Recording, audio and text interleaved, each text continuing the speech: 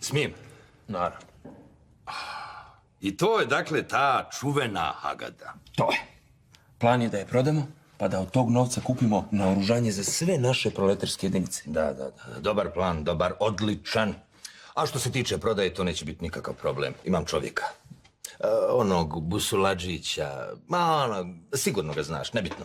Uglavnom, spreman je iz ovih 100 pa da plati 2 miliona za Hagadu. Pa to je odlično. Pa naravno da je odlično.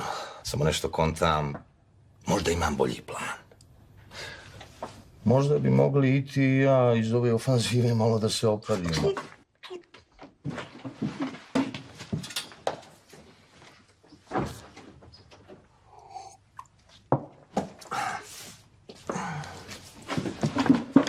Sad pričaj. Reci mi ovako, imate li vi u Partizanima kakvih umjetnika? Da nema kakav slikar? Ima jedan.